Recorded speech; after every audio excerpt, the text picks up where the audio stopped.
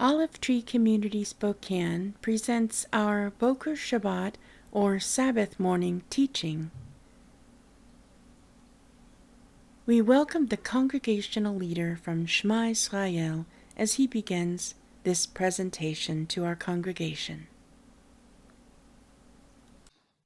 Well, it's fitting that you ended with that song. That brings back a lot of memories, Marcel, as I'm sure you can remember. We were at Tucker Road Baptist Church about 11 years ago to see Sue Samuel and her husband, Brian, in concert. Obviously in Hood River, where Joe was pastoring before, and that was a great time to visit one of the many adventures that Leigh and I had going up to Hood River, which is just a hop, skip, and a jump from Gresham. So we have a great history together, and it's a blessing and an honor to speak in Joe's stead today as Sheila continues to recover, and to see you all once again. You know, I'm going to go ahead and share my screen here, or attempt to. One of the joys of my life has been to share, and I'm going to go ahead and minimize the cameras here. There we go. It's a lot easier to see this way. With all of my fellow believers, the history of the nations. I have a great passion for the peoples of the nations, and God's desire and plan, which includes this connectedness between Jew and Gentile. It was very interesting that we sang another one of my favorite songs of Joel Chernoff, Jew and Gentile, because God has a plan for us all, and he's got us all on this wonderful adventure as the Torah of God, the teachings of God, expand past the boundaries of Jerusalem and into the midst of the nations. This was something that was required before the Messiah returned, that the Torah would go into the very ends of the earth. So the inclusion of the nations has been a passion of mine for a very, very long time. I've been a believer for the better part of 27 years now-ish, 27 years, I think. And this has been at the heart and soul of my conviction and my passion for a very, very long time. Obviously, the nation of Israel, but also the inclusion of the nations, which Rav Shaul, Rabbi Paul, referred to as Hasod, the mystery, one of the greatest mysteries that the world has ever known, the mystery of mysteries. So let's start off with Ephesians 3, verse 1 through 6.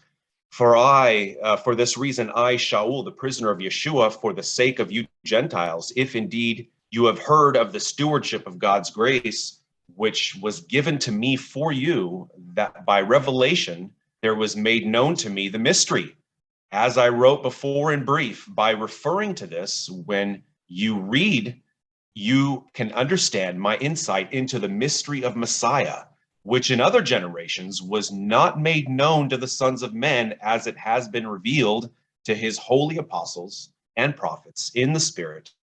To be specific, that the Gentiles are now fellow heirs and fellow members of the body, and fellow partakers of the promise in Messiah Yeshua through the good news.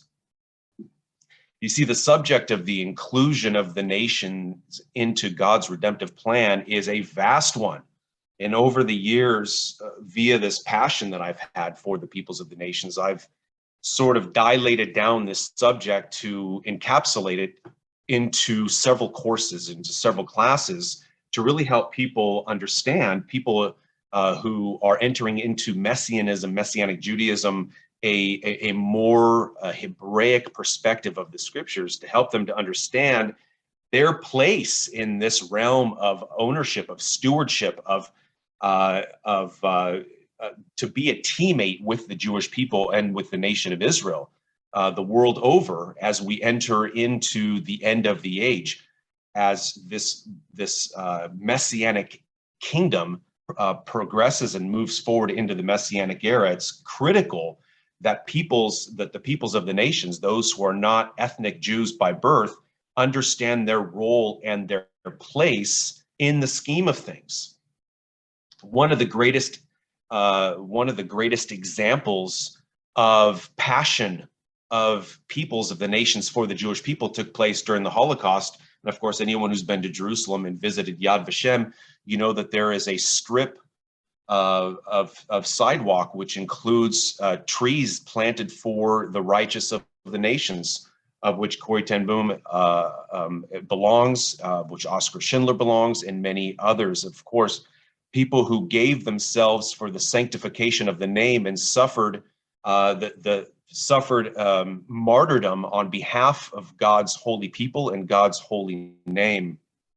So again, it's critical for us to understand the history of the inclusion of the peoples of the nations, of which again, Paul refers to as a wonderful mystery, this addition of the nations into God's redemptive plan. So let's continue on here.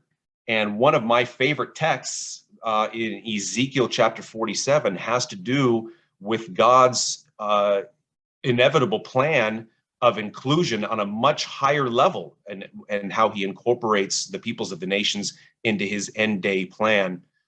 So we know that the peoples of the nations, according to the prophet Ezekiel, are co-participants and also inheritors of the land. A very touchy subject for some, but I want to go through this text. So you shall divide the land amongst yourselves, move this up here, according to the tribes of Israel. You shall divide it by lot for an inheritance amongst yourselves. Now, amongst yourselves, meaning ethnic Jews, the Ezrachim, and amongst the aliens, the Hagarim, who stay in your midst, who bring forth sons in your midst, and they shall be to you as the native born among the sons of Israel. They shall be allotted an inheritance with you among the tribes of Israel. And in the tribe with which the alien stays, there you shall give him his inheritance, declares Adonai Eloheinu. If you are not Jewish by birth, you ought to posterize this text and put it in a frame on your wall, because this is your inevitable destiny as a non-Jewish individual who loves the God of Abraham, Isaac, and Jacob. This is your inevitable allotment, that you shall inherit not just the kingdom of God, but you shall inherit land alongside your Jewish brethren. How, when, we don't really know, but we do know that God's word will return to him fulfilled, every word he has declared. And your inevitable destiny is to reside within the land of Israel as an alien, so to speak, as a non-native born, alongside those who are native born, and you shall inherit elements of the land along with the native born. This is critical to understand as we head into the end of the age and what that all will entail.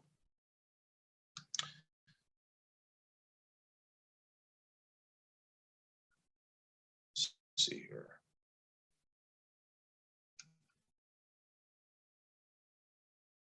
Sharing my screen here. There we go. Okay.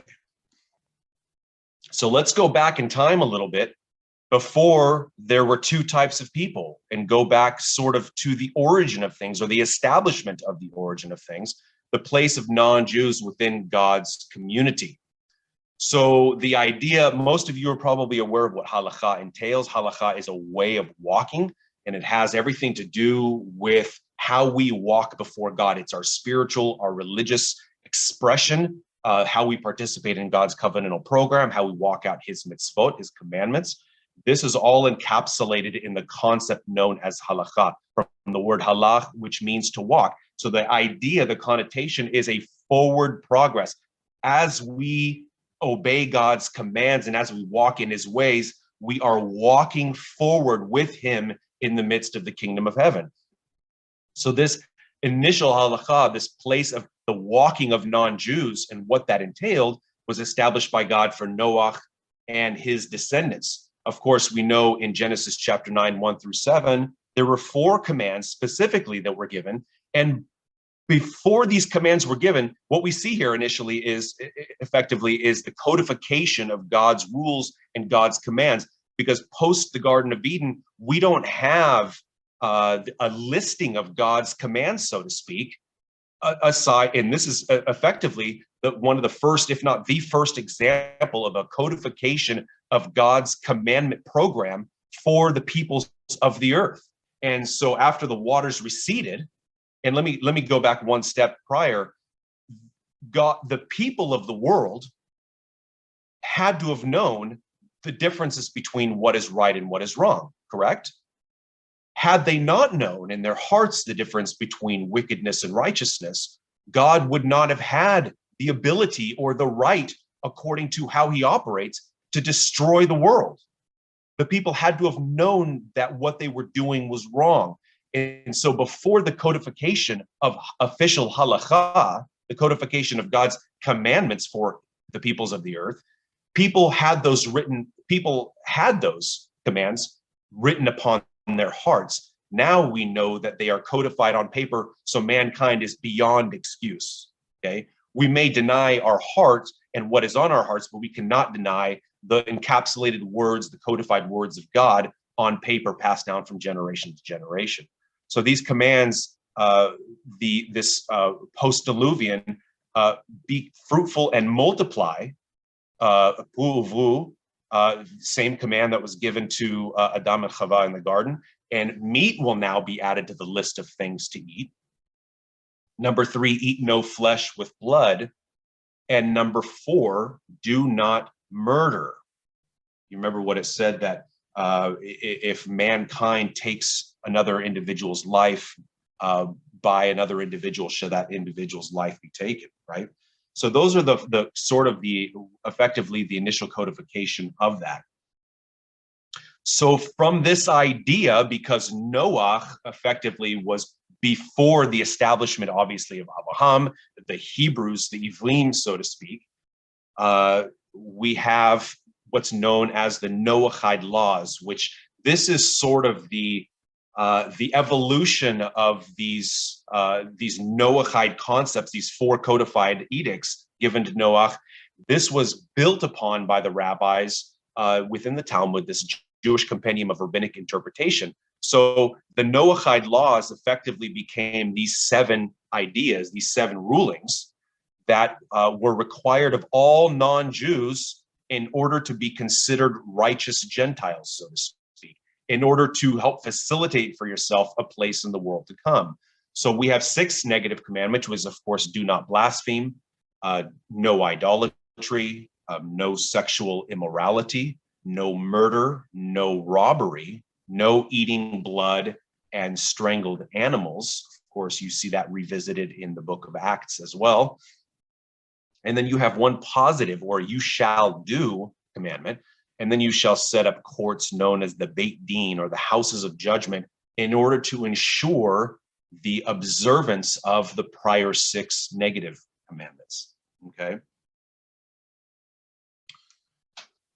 So the rabbis see these 7 as adequate for non-Jewish observance, but is there more to biblical living? So a few things we know about rabbinic commentary, as most of you, I'm sure, can attest to. It is very useful for research and understanding Jewish culture and observance. It is, in many regards, an interpretive tool, and there is a very heavy influence within, obviously, rabbinic Judaism in the realm of rabbinic commentary. In fact, many times it takes precedence over the Torah itself, what the interpretation of the Torah is, which, of course, can be problematic. So it is a very engaging, extremely important interpretive tool. However, its emphasis can often stray from Scripture, and likewise can contradict our Messianic Jewish beliefs. It's very important for us to understand that rabbinic commentary, while very useful as an interpretive midrashic tool, it is not the good news. It is not the gospel. It is not the Torah itself. It serves as an interpretation of the Torah, or how some see it to be interpreted. So discernment is absolutely critical when it comes to the use of rabbinic commentary. So forgive me if I'm flying through this. One thing I want to say is I'll keep the platform open for questions afterwards, but this is somewhat lengthy, so I'm going to somewhat go into cruise control here and try to elaborate wherever needed. So Ephesians chapter 2, verses 11 through 13 and verse 19. Therefore, remember your former state, you Gentiles by birth, called the uncircumcised by those who merely because of an operation on their flesh are called the circumcised, at that time had no Messiah. You were estranged from the national life of Israel. You were foreigners to the covenants embodying God's promise. You were in this world without hope and without God. But now you were once far off. You who were once far off have been brought near through the shedding of the Messiah's blood. Now you could write a book or have multiple classes just on this premise alone. And from this, I'm going to branch out into several different areas and kind of reconnect at the end. But it's critical for all peoples who are not native born, all Gentile believers in Yeshua, lovers of the God of Abraham, Isaac, and Jacob, to understand how critical it is that you take ownership of the national life of Israel, or in many translations, the commonwealth of Israel. Because to be estranged from the commonwealth of Israel is to be considered a foreigner that is likewise estranged from the covenantal redemptive program of God, which means effectively that you are estranged from God's program and from God himself. You see, anti-Semitism and belief in God's covenantal program and an inheritance of eternal life, in my humble opinion, are diametrically opposed to one another. They're mutually exclusive concepts. They're oil and water. In order for a non-Jew to enter into God's covenantal program, they can no longer be estranged from the commonwealth of Israel or from the national life of Israel. So Paul, you remember what one of Paul's main purposes, obviously his missions, his mission overall was to the peoples of the surrounding nations, and expressing and explaining this Messiah of the Jewish people in a way that these idol-worshiping nations could understand. And it was critical for him. And in many ways, you know, he uses idioms, midrashim, ways of interpreting that are very Hebraic in nature. Of course, he used this because he studied under Gamliel. He was one of the brightest students of Gamliel. So it's natural that a Rabbi Paul used rabbinisms or idioms at the time of the day to try to express a very Hebraic gospel, a very Hebraic covenantal platform to the surrounding ignorant peoples of the nations who, for the most part, were idol worshipers, right? So one of the first things he does is say, you were formerly uncircumcised, known as such by those of by the Jewish nation. You were estranged from the commonwealth of Israel. In other words, you cannot enter into God's covenant unless you have an association with the commonwealth of Israel. Before you were separated, now you are not. This is one of God's greatest revealed mysteries. You were once far off. You've been brought near through the shedding of the Messiah's blood.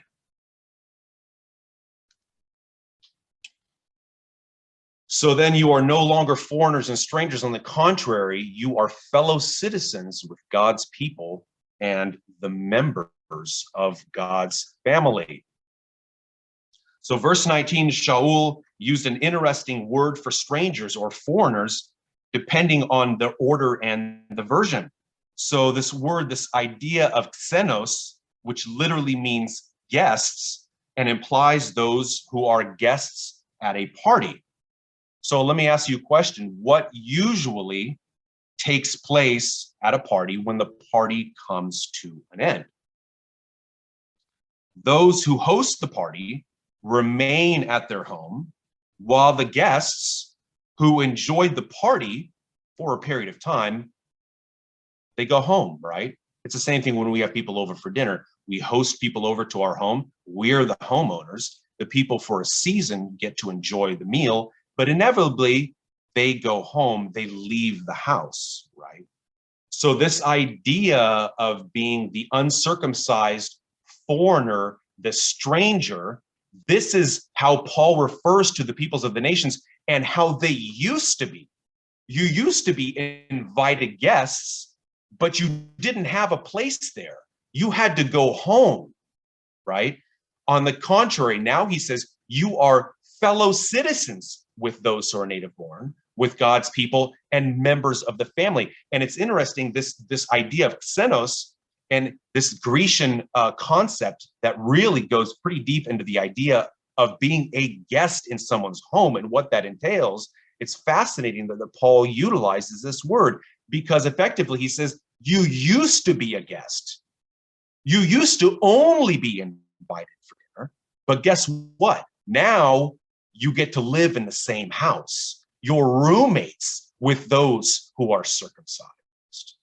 So this is a fascinating idea and really helps encapsulate what it really means to be not just invited, but to be an active participant, a person of the nations, actively participating in God's redemptive covenantal plan.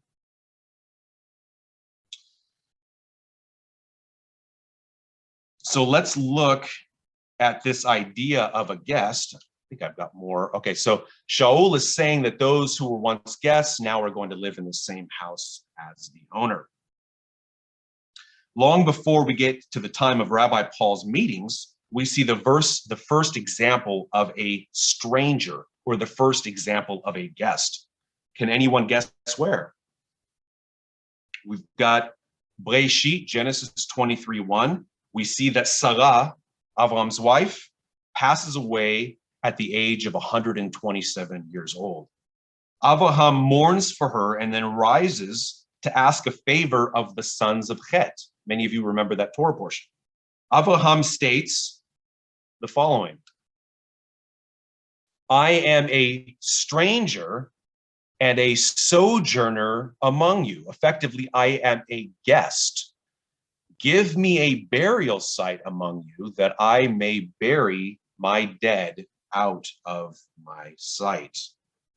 Now, this text is critical in the inevitable branching out of several different concepts. One of, what does it mean to be a stranger and a sojourner, and how a stranger and a sojourner no longer remains one, but remains as the native born.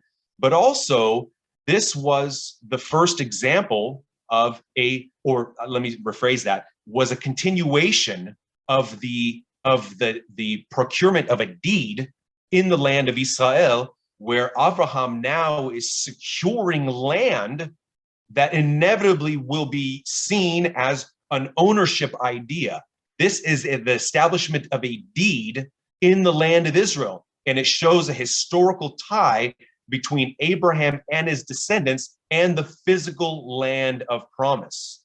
Okay, because remember, before he was a sojourner and a stranger, now he's establishing deedship within the land. Okay.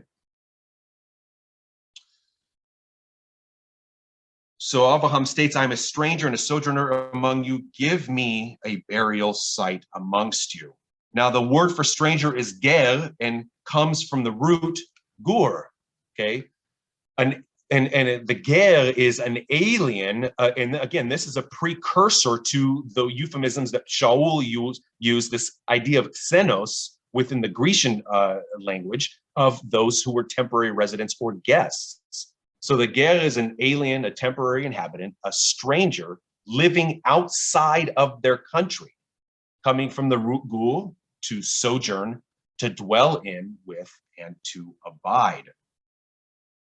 So the most important thing to realize here is that this ger, this individual, lacked the inherited rights of one who was native born. In the same way that Rav Shaul, Rabbi Paul, talks about the people of Ephesus and really the peoples of the nations as a whole, and that they used to be strangers. They lacked the rights of the homeowner because they were simply guests that had to leave after the banquet was done. Okay. So let's look at a few early texts which contain this word and the concepts that encompass it. Again, yeah, the ger lacked the inherited rights of those who were native born. So Genesis 28:4, may he also give you the blessing of Abraham to you and to your descendants with you, that you may possess the land of your sojourning, which God gave to Abraham. So the land of your sojourning in the Hebrew is Eretz Megurcha, which is, of course, the land of your alienship, the land where you were a temporary residence or resident, that you may possess this, and that you would no longer be a guest, but yet you would be as native born. So in this verse here, Isaac blesses Jacob, and he states, may he also give you the blessing of Abraham, and that you may possess the land of your sojourning. So Genesis 47:9, Breshit 47:9 gives us an interesting look at the same word in a different context, as it refers to human life, in which man remains like a guest for a shorter time than he wishes. So Jacob said to Pharaoh, the years of my sojourning, same root system, same word, the years of my sojourning are 130. Few and unpleasant have been the years of my life, nor have they attained the years that my fathers lived during the days of their sojourning. So in bold, I've got the breakdown of the Hebrew of the idea of my sojourning and the days of their sojourning. And again, you could see the root system is the same one. So this text gives us an interesting look at the same word in a different, more universal context. Here it refers to human life in general, in which man remains like a guest for a shorter time than he wishes. And with this perspective, we are all temporary residents in this world, regardless of our ethnicity or our cultural background, correct? So one interesting note, we know that Abraham underwent circumcision, the mark of the covenant, in Genesis chapter 17, which was before the incident with the sons of Chet, where he tried to attain a burial site for Sarah. So what does this say about who Abraham was? Even after being circumcised and entering into the land of promise, Abraham was still considered a stranger in a foreign land. He was Avraham Avinu, he was our father Abraham, because in his life could be seen the entirety of covenantal faith that would include both his physical descendants and those who would maintain a ger status. Do you understand? So Avraham Avinu is Abraham, our father. He is father to two types of people. He is a physical father to his physical descendants, i.e., the Jewish people, the sons of Jacob, but he is also a father to the spiritual line, all of those who were formerly guests for a very, very long time, but now have been included to live within the same household. You are no longer a branch that is on the ground. You have now been grafted into this covenantal redemptive process and plan, okay?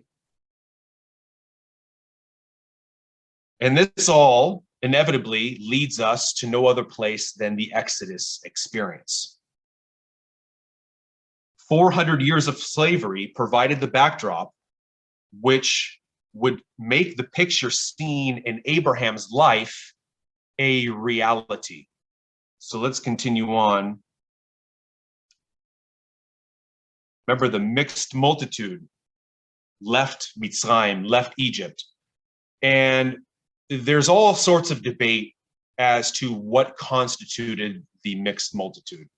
For ease of use for this process, for this class, we will say that there were Egyptians that for various purposes left Egypt to be alongside the Israelites, the nation of Israel, as they left Egypt and went into the wilderness, okay? And in no other place in the Torah can you see the distinctions between these peoples and what they were and were not allowed to do in the midst of the nation of Israel than in Exodus chapter 12, beginning in verse 43. And of course, this had everything to do with who could or who could not participate in the Passover. Because remember, many Egyptians came alongside the nation of Israel, but only some could participate in the Pesach experience. Okay, so 1243, we have, and these were various types of Egyptians that came alongside. The Necha was the first one that we see, was an uncircumcised stranger or a foreigner. In many regards, a ger, just like Abraham was, sometimes with the additional notion of hostility. Now, they could not participate in the Pesach process, in the Pesach feast, because theirs was strictly business relationship, okay? They were out for business purposes, to grow themselves, for monetary gain. They had other desires than just leaving for spiritual purposes, okay? Their heart was not necessarily there, so therefore they could not celebrate the Pesach. They had ulterior motives. So 1245, the Toshav, a temporary resident, one sojourning in the land where he or she is not naturalized, though still disconnected, cannot participate. So maybe these were the hippies of the day, right? They weren't necessarily there for business purposes or for monetary gain. They left for their own ideas, their own thoughts, for their own reasons. But they're not naturalized, but for some strange reason, they are still disconnected. They're wanderers, right? They cannot participate either because they don't have that deep-seated spiritual conviction, that tie to the homeowners and to the God of the homeowners. Okay. 1245, the second or the third that could not participate was the Sachir. The Sachir was a hired worker. So this was a person that that came under their own volition, but they were there again to either work or for business purposes, however that it was entailed. They were there for reasons other than spiritual reasons. So now we move on to those who could participate. The Eved. The Eved, of course, Avadim Hainu, slaves, servants, they all come from the same word, Eved. A slave, the idea of avodah, which is work, both spiritual and physical work in the Hebrew. The Eved was a slave, a servant, a worshiper. They can participate, but must be circumcised. So these were people that came, they did not have that level of control because they were already servants, they were already slaves. They had to come along because they were employees, so to speak, right? And they were a part of a worship class, a worship system that left Egypt. They understood because they lived within the home. They served the peoples of the home. So they were effectively, in many regards, part of this class. They were part of the process. They could participate, but they had to be physically circumcised in order to do so. And as you head into the first century and you talk about Acts chapter 10 and all those who were considered God-fearers, which we'll touch on a little bit later, this was one of the prohibitive factors preventing many males of the nations from becoming full sons of Abraham or full converts into the Judaism of the day, because circumcision was, of course, a very, very painful surgery for an adult male to undergo.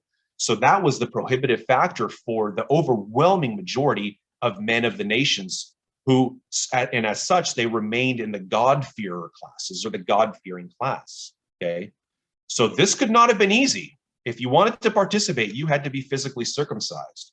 And then the other non-Jew, and this harkens back to the Avrahamic experience, is the ger, a temporary inhabitant lacking inherited rights, but connected to the people's ways. Now, do you remember what Paul talked about in Ephesians? You were formerly disconnected from the commonwealth or from the natural life of Israel, but now you have been brought near through the shedding of the blood of our Messiah, Yeshua, right? So the ger was a temporary inhabitant lacking the inherited rights of the native born, but they were connected to the people's ways through worship, through practice. So in many regards, these were the God-fearers of the day, distinguished even more than the others due to deep connection. After circumcision, the same rules apply for them as for native born. They are considered the proselytes of the day. So they move beyond the God-fearer class and to the class known, as Paul refers in Acts chapter 13, as the class of the sons of Abraham. Acts chapter 13, 26, highlight that verse for yourself and read it a little bit later, where in Antioch, where Shaul goes to defend himself, and of course the good news of Yeshua, he refers to three different classes of people: his brothers, his Jewish brothers, the sons of Abraham, and those who were proselytes, and then he follows it up with the third class, and those of you who fear God, or those of you who are God-fearers. So here we see kind of the encapsulation of two of those classes. Was that chapter Acts 13? Acts 13, 26. In fact, since I'm here, it's Acts 13. Let me see. Yeah, Acts 13. 23. 26. Yeah. Brothers, sons of Abraham, and those of you who are God-fearers. Yeah, Acts 13, 26. Yeah, so I don't want to rabbit trail from there, but that's a great text for you to understand how non-Jews and Jews in general were referred to in the language of the day, and how Paul addressed various classes of people at that time. Very fascinating, actually. So let's continue on here. So that is Exodus. Let's move on. There was also one more that could participate, of course, and that was the Ezrach, and that was the natural native born. These were the Israelites that came out of Egypt. So the Ezrach, a native born Israelite, also a native tree, not transplanted into another soil. This is the root system of the word Ezrach from the root word Zarach. So, of course, you guys know that the root system of the Hebrew language is vast and actually fascinating. And the Shorashim, those root concepts are like layers of dirt. The more you dig, the more you find. So this idea of Ezrach was also a native tree not transplanted into another soil. In other words, it was not a convert, so to speak. So the Zarach, it comes from the root Zarach, meaning to arise and to break forth, used in scripture primarily as a picture of the sun rising and scattering its light or its rays. Quite a fascinating concept as a whole. So where is the concept of the ger most vividly described? So think about Shavuot and what we read during Shavuot. Many of you may know it as Pentecost. Shavuot, one of those three principal festivals where Jewish males would travel to Jerusalem. What's one of the main texts that we read during Shavuot?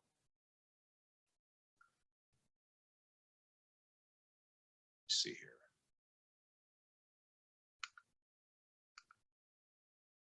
In fact, let me go back and go read one more slide here. In 1249, in the context of the Pesach, one Torah shall be there for the native and the stranger who lives among you. This could perhaps be one of the more misinterpreted verses within all of the Torah, because those of you who are students of the word understand the critical nature of context. And that when we talk about one Torah in its entirety, shall be there for the native and for the stranger who lives amongst you. That follows up this entire who can and who cannot participate in the Pesach Seder, okay? Because there shall be one Torah for the native born and for the stranger who lives amongst you. So we can come back to that a little bit later, but I wanted to put that in your mind. The book of Ruth, right? The book of Ruth is critical in our understanding of this ger, because really it's sort of an encapsulation along with Avraham, as to what a ger was and how a ger was supposed to behave and what the destiny of a ger was. You remember, it was not a native born, it was one who attached themselves. So Ruth 1:16 through 17, but Ruth said, do not urge me to leave you or turn back from following you, for where you go, I will go, and where you lodge, I will lodge. Your people shall be my people, and your God, my God. Where you die, I will die, and there I will be buried. Thus may Adonai do to me and worse, if anything but death parts you. Now, a very critical verse, if you are a non-Jewish believer and a lover of the God of Abraham, Isaac, and Jacob, this is another passage that you would do well to blow up on paper and frame and place on the walls of your home, because this is a spiritual deed, so to speak, a connective point where God lets you know, this is the destiny, this is the attitude that I want the peoples of the nations to exhibit. These are the righteous Gentiles who gave their lives for the sanctification of the name. These are the Gentiles who hid Jews during World War II, who got onto the boxcars during World War II, who were led to the camps and were gassed alongside with the Jews during World War II for the sake of the sanctification of the name, but also to be considered one with his people. They were no longer guests or travelers or aliens. They now had the same rights and lived as the people did. And as such, they suffered the same fate and inherited the same destiny. Where you die, I will die, and there I will be buried. This is the attitude. These are the words that should be written upon the heart of every non-Jewish believer in Yeshua. Any person who calls themselves a Christian should have these words on the forefront of their minds and framed on the walls of their home. This is the attitude. Anti-Semitism and salvation are diametrically opposed concepts. That may be controversial to some, but it's not to me.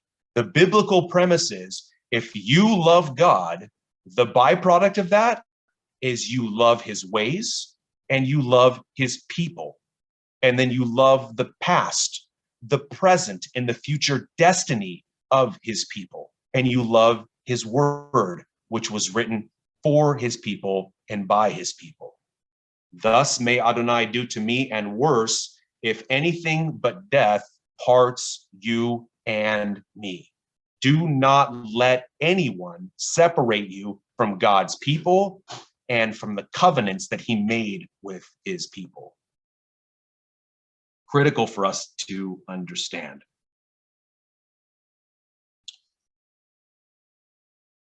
Through her zealous desire to join God's people, a beautiful redemptive picture takes place as Boaz, the Jewish kinsman redeemer, takes Ruth, who was, of course, a Moabitess, in marriage and redeems the land and restores the family line.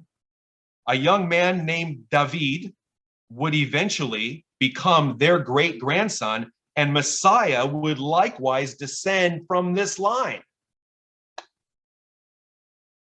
You see that within God's covenantal construct, there are rewards that are divvied out to those who are not native born if you love his people, if you love his land, if you love his word. Think for a second about Acts chapter 10, when during the afternoon prayer, which was during the time of the afternoon sacrifice, Cornelius is praying to God and he is visited by an angel. Why did he receive a visitation by an angel? As a wonderful reward. Well, we know because the angel told him, because you have shown yourself approved as a lover of the God of Abraham, Isaac, and Jacob, and you give alms or tzedakah, righteous deeds, you give monies or support to the Jewish poor. So as a result of his benevolence and his deeds, Cornelius was visited by an angel. In the same way, Ruth is rewarded with a king for a grandson or a great-grandson, and inevitably the Messiah would descend from him. This was a reward for her service, for her willingness to worship the God of Abraham, Isaac, and Jacob, not in a foreign way, but in a way that was lined up with the construct and the worship system of the peoples of the day. Where you die, I will die. I want to live, breathe, and die as a native born.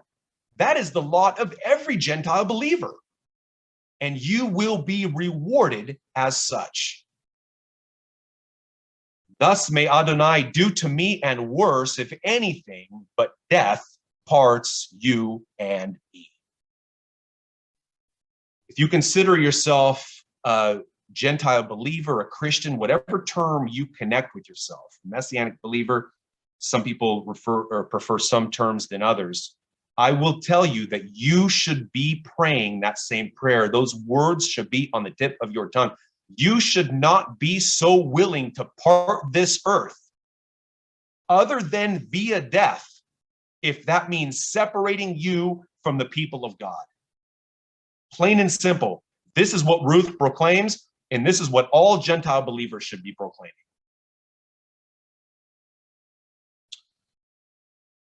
As centuries passed, some of these terms described in Exodus chapter 12 softened a little in their definition. You remember the idea of nechar, right?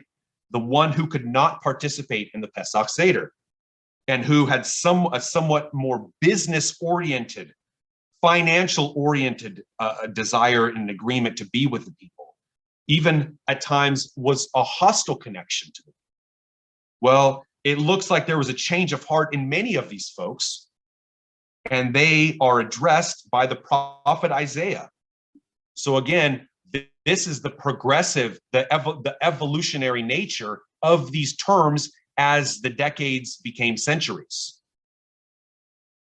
So what was formerly an individual who could not celebrate the Pesach, the term nechar evolved over the course of time to take on the following connotation. Let not the foreigner, same Hebrew word, nechar, who has joined himself to Adonai, say, Adonai will surely separate me from his people. In other words, all foreigners, all those who are not native born, should again adopt the attitude of none other than Ruth herself. Do not say, Adonai will surely separate me from his people. Why? Because you are no longer a guest. You no longer get to have a meal and have to leave. You now get to live in the same house. And if you question that, you must also question the God that you're worshiping. Because God says, do not think for a moment that as a non-Jew, I will separate you from my people.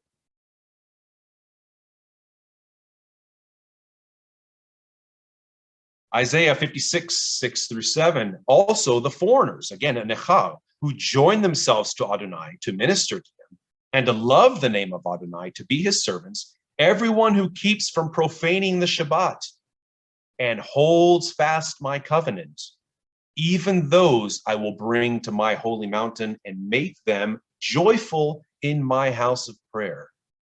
Their burnt offerings and their sacrifices will be acceptable on my altar, for my house will be called the house of prayer for all the peoples. For all the peoples. and to love the name of Adonai and to be his servants, everyone who keeps from profaning the Shabbat and holds fast my covenant. Wow. I hope this is hitting home for some of you because, again, the inclusion of the nations is really not only just a fascinating idea, but it is the stuff of destiny. If you are not a native-born Israelite, a native-born Jew, you hang your hat, you hang your life, your future, your present and your future on these ideas that you are no longer on the outside of the camp looking in. You now get to join in with the Jewish people and live in the same house. And don't think for a second that God will separate you from his people. As long as you keep holding on to his commands and live within the construct of his established covenantal platform.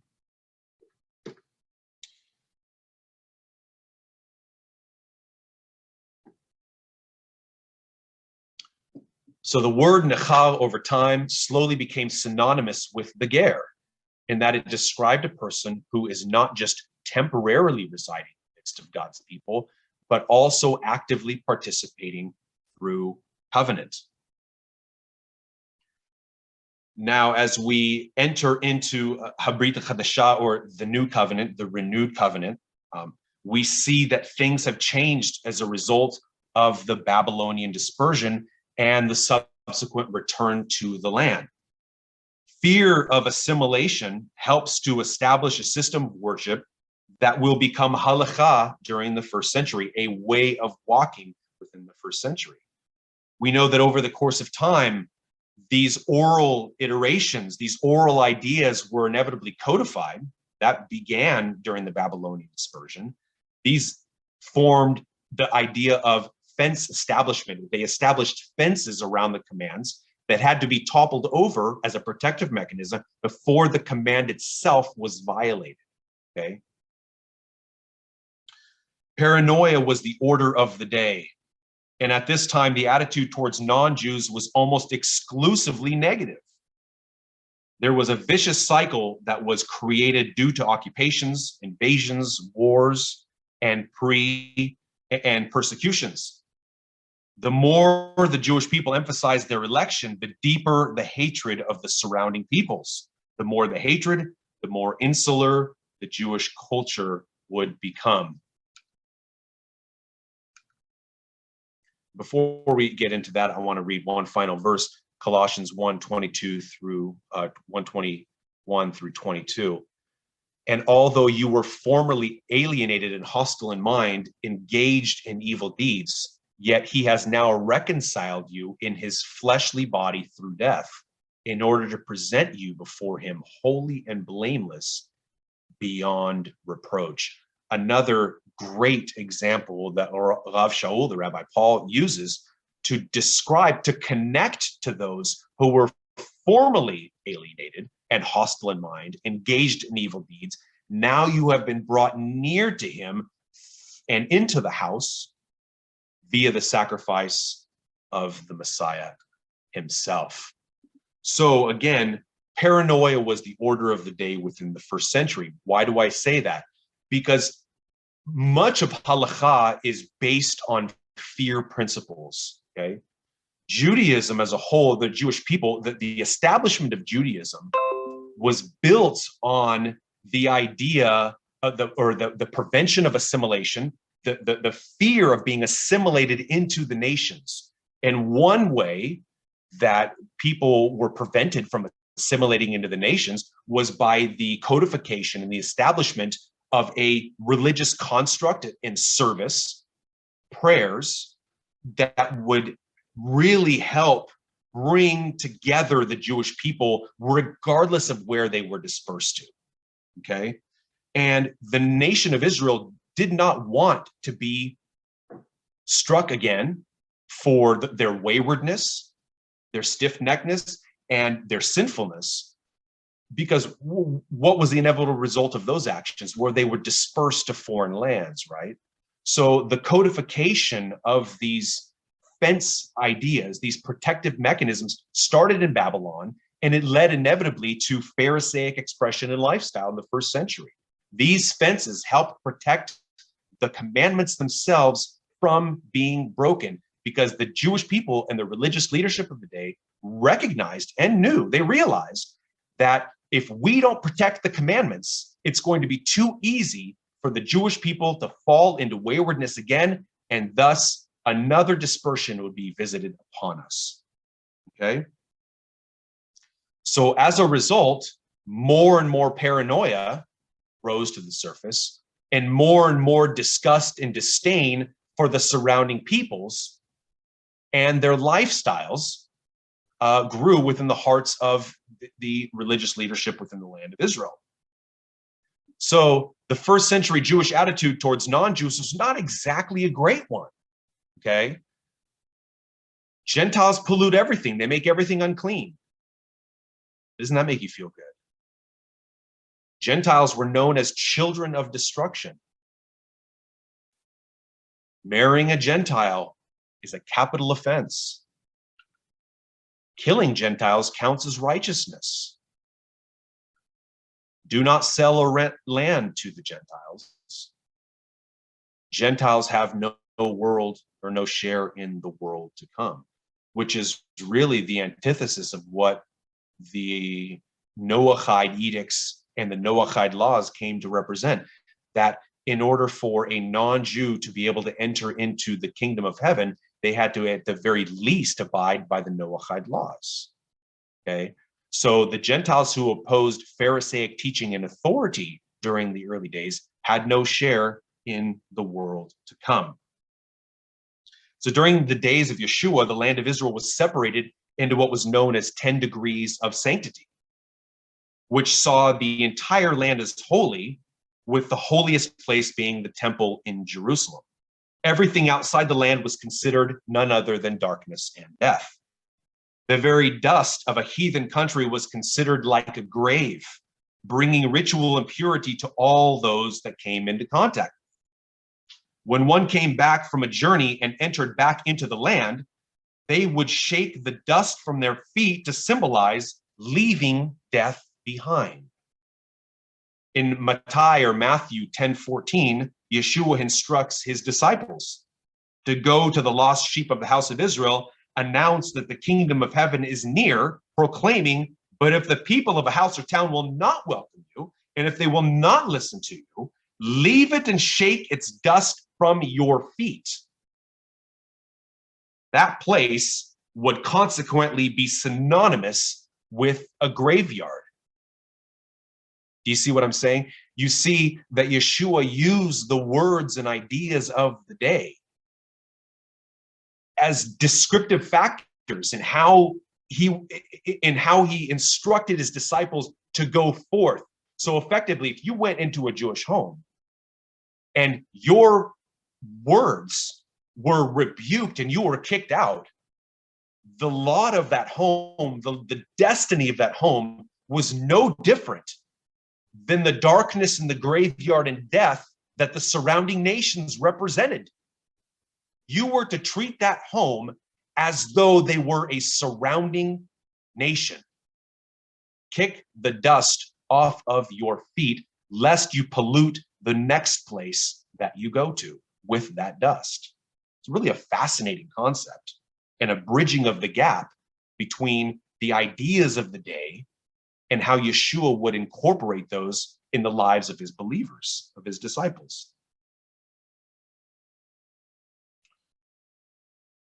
Now, as far as non-Jews, there was still an element of the mixed multitude within the land, comprised of Romans, Greeks, and others from the surrounding nations. Israel was the major trade route between Asia and the rest of the region. So many non-Jews ended up residing either temporarily or permanently. This, combined with the creation of the synagogue, saw a whole new type of classification of non-Jews. So why was the synagogue so important? This was a bringing together, known in Hebrew as the Beit Knesset, which was a house of meeting. In Israel, you won't hear a synagogue being referred to as a synagogue. That's a Grecian, has its name in the Grecian past. We use it for ease of use, but a synagogue is a house of meeting. In Hebrew, it's a Beit Knesset. So Ezekiel 11:16, therefore say, thus says Adonai, though I had removed them far away from among the nations, and though I had scattered them among the countries, yet I was a sanctuary for them a little while in the countries where they had gone. So you see that the premise behind a Beit Knesset or a synagogue, the origins go back to Babylon, where they had houses of worship that were established in the diaspora in order to worship God. Because there was just no other way to do it, because there was no more temple. There was no more established sacrificial system. There was no centrality to the movement anymore. They were dispersed in outer lands. And so the synagogue was effectively a creation of the diaspora, the Beit Knesset. I became a sanctuary for them a little while in the countries where they had gone. And this concept of a synagogue or the Beit Knesset, continued on within the land of Israel even after the rebuilding of the temple. Okay? So the synagogue or the Beit Knesset brought the knowledge of Israel's God and Israel's religion to all Gentile cities where there was a Jewish community. The road to relationship with the God of Israel went through the Jewish people and their prescribed system of worship. As a result of this new participation, the rabbis or Torah teachers of the times created a hierarchy, and again, this is the first century, a hierarchy of new terms, some of whom were hybrids of the terms we discussed earlier in Exodus chapter 12. They begin with this.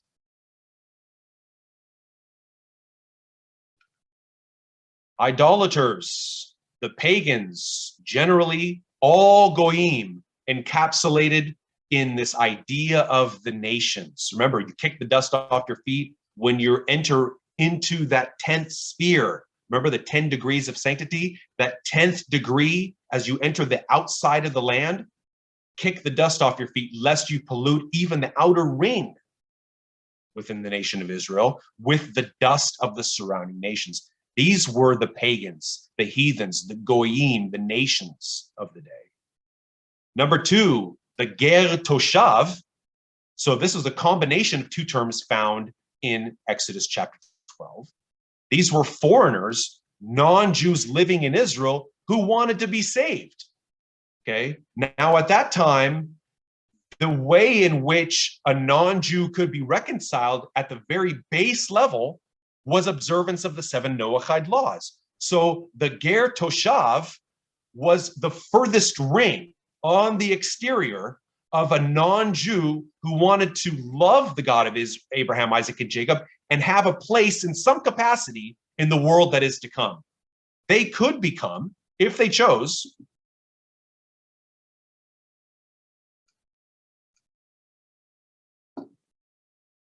God-fearers. Ger HaSha'ir, the proselytes of the gate. Requirements of the God-fearers were Noahide commandments, also Shabbat, also dietary laws, and also a Beit Knesset or synagogue discipleship. Okay, so the outer ring is the Ger Toshav. One ring in was the God-fearers, of whom Cornelius was one. And they could become proselyte of the righteous, a Ger Tzedek, as native born, or as I pointed earlier, Acts chapter 13:26, known referred to by Paul as a son of Abraham. Okay, this was a convert to the covenant of the day. Requirements of the Ger Tzedek, the righteous Gentile, all requirements of the God-fearers, plus circumcision and immersion for men, and immersion and sacrifice in the temple for women. Also, one had to pay the annual temple tax, strict Torah observance was required. So if you wanted, as a non-Jew, to participate in any way, shape, or form in the covenantal processes and construct of the Jewish people of the first century, and you were residing within the land, you could become one of these three. You could either be a ger toshav, you could be a God-fearer, or you could be a son or daughter of Abraham, a ger tzedek, a proselyte of righteousness. And with all of those came different stipulations, different elevated practices. Out of these four, there is one that we can look at in slightly greater detail, and I say slightly because the second part of this class really has a lot more to do with the Acts chapter 10 experience between Shimon Kefa, Simon, and also Cornelius himself, and what constituted this inclusionary plan of the peoples of the nations into God's redemptive plan. So let me see. Let's read this text out of Acts chapter 10. Now there was a man at Caesarea named Cornelius, a centurion of what was called the Italian cohort. He was a devout man, which he had to be, and one who feared God with all his household and gave many alms to the Jewish people and prayed to God continually. About the 9th hour of the day, he clearly saw in a vision an angel of God who had just come in and said to him, Cornelius, and fixing his gaze on him and being much alarmed, he said, "What is it, Lord?" And he said to him, "Your prayers and your alms have ascended as a memorial before God." Now, as you read through the narrative of Acts chapter 10, the life and example of Cornelius and what he represented, your mind naturally should gravitate back to Ruth also, and the reward that Ruth was given for her service, for her alms that ascended as a memorial before God. Her proclamations were, "I want to be one of your people. Let nothing but death separate you from me." She was rewarded with kingship. The Messiah descended from Ruth. In the same way, but on a smaller scale, you see that Cornelius is likewise rewarded by a visitation from an angel, and inevitably a visitation by Shimon Kefa, or Simon, Peter, to his home to really help unfurl what it meant in the first century to now be more than just a guest in God's covenantal program, but what it meant to be, what it meant for a non-Jew to be saved, and what that all represented and meant in the first century. How did non-Jews come to be saved? And all the relational dynamics that would twist and turn and evolve between Jews and non-Jews during that time. So now remember that these individuals, these God-fearers, adopted a Jewish belief system and a lifestyle. So what does that mean? They worshiped through specific acts, not just a mental attitude. Show me this faith of yours without works. I will show you my faith by my works, by my actions. Of course, that's Yeshua's brother, Yaakov, who recites those words in his beautiful letter.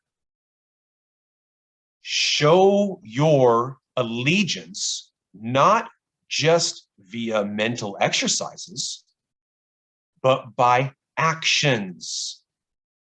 That is where the rewards of God for the nations come from. not mental exercises or thoughts, but through deeds. This is why Ruth was gifted. This is why Cornelius was gifted. They acted upon their convictions. The concept of the Sh'ma was very real to these God-fearing individuals. Any actions beyond that which was required was a matter of personal choice. And one historian writes the following: it was not uncommon for the following generation of God-fearers, i.e. their children, to actually become sons and daughters of Abraham. They would take the examples of their parents, and guess what? What would they do? They would evolve it. They would elevate it. They take it to the next level. They would then become sons of Abraham. They would undergo circumcision for the males and sacrifice and immersion for the females. The parents started a good thing. The children would then take it to the next level. This is often what transpired in the God-fearing communities within Israel and the surrounding lands.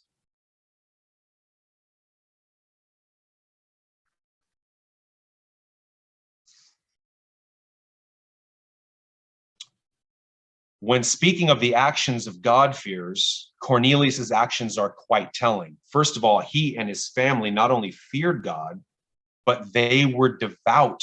They were pious in their observance, meaning that they were meticulous in their actions towards God and his people. They acted upon those convictions. Secondarily, he gave alms to the Jewish poor, better known as tzedakah, righteous deeds, charity. This was going above and beyond what was required of the ger hasha'ir, of which he was in the category. We also need to look at the time during which this all took place. This happened during the 9th hour. This was not just any old hour, but it was the time of the evening prayers. Biblically, this tradition goes back to at least Daniel as he faces Jerusalem in Daniel 6, verse 10. 3 times a day to pray, and prays for the Holy One to be mindful of his promise of restoration. This tradition was also the time of the daily sacrifices. This one specifically was the Ma'ariv, or the Erev, the evening service, the evening prayers that was offered up by all at the houses of worship, the synagogues, the attendees of the time. And even today, when we gather on Shabbat, we are saying certain prayers from the morning service, which was the Shacharit, which traditionally was connected to, and then replaced, inevitably, the morning sacrifices. We said some of those prayers this morning. Now, the 9th hour was the time of the evening offering in the temple, and the time the evening incense was offered. One of the Hebrew words for offering is olah, which literally means ascending. Aliyah, to rise, to ascend, to go up. This was also the name that we know of as the burnt offering, the olah offering. And it was totally consumed on the altar. This means that even the angel acknowledged these times of offering as desired by God within his Torah. And we see biblically that prayers are often synonymous with the going up of the priestly incense. So, again, the purpose of this was to really kind of dilate down and encapsulate some of the basic principles of national connectedness, nation allegiance to God's covenantal redemptive plan, what that looked like, what it entails, and what ultimately God's desired destiny is for the peoples of the nations. You see, none other, the reality that's painted is that God has desired the olive tree vision to come to fruition for a very, very, very long time. Well before Shaul describes it so vividly in Romans chapter 11. the destiny of the nations is to ally themselves with the Jewish people, and all of us will truly be in this together. Let none other than death separate you from the love of God and from his people and from his word.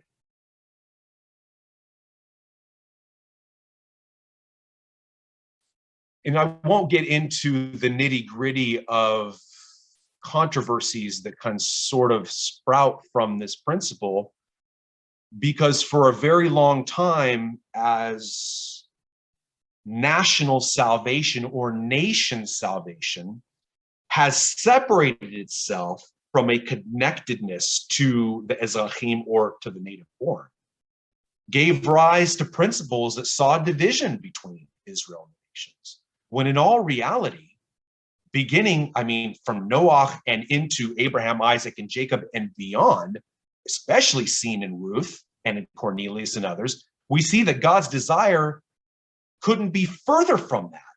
His desire has been for the joining up of the nations to the Jewish people. And in no other text can you see that more so than in Zechariah chapter 8, where in the end of days, Gentiles will come to a Jew, grab on to the tzitzit of the kanaf, the wing of his garment, and say, "Take us to your God. We have heard that he is with you." Now, the connotation is, or implied therein, is the idea that the peoples of the nations knew of God, but they were limited in their approach and their connectedness to God because of their separation from God's people and God's people's ways. Once they grasp onto the kanaf and to the tzitzit, they say, "Take us to your God. We have heard that he is with you."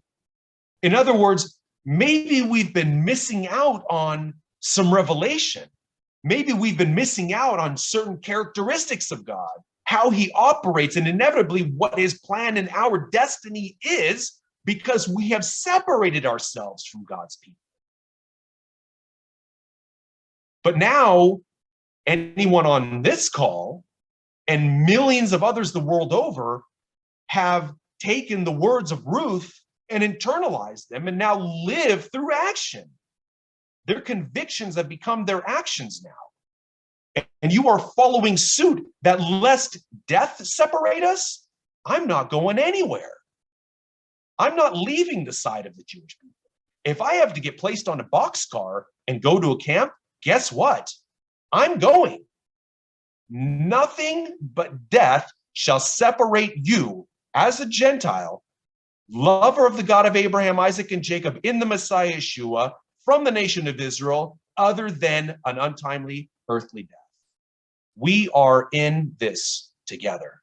This is God's destiny. And if you follow through to the end and you show yourself approved and you are referred to by God as a servant who has accomplished what was set before him or her, you, in the promises of Ezekiel, in Ezekiel chapter 47, shall inherit the land along with the Ezrachim, the native born.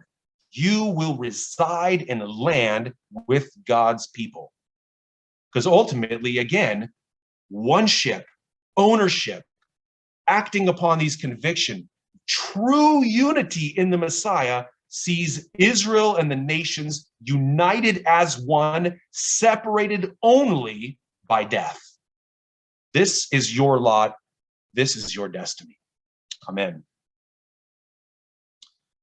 So that was encapsulated in the teaching that I have for at least the first session, this first course on the inclusion of the nations in God's covenantal and redemptive plan. I hope that was edifying and encouraging to you, and I would open this time up for any thoughts or questions on some of these principles, and maybe even a testimony as to how these ideas flowered in your life as you came to know the word in a more Hebraic fashion. Thank you for joining us. For more info about Olive Tree Community, visit olivetreecommunityspokane.com. Join us on Messianic Joy Radio via live365.com for 24/7 Messianic music and teaching, or download the Live 365 app and search for Messianic Joy. To help present our videos to new viewers, please like, share, and leave a comment on this video. If you'd like to receive regular updates on our videos, please subscribe and use the notification bell. Shabbat Shalom!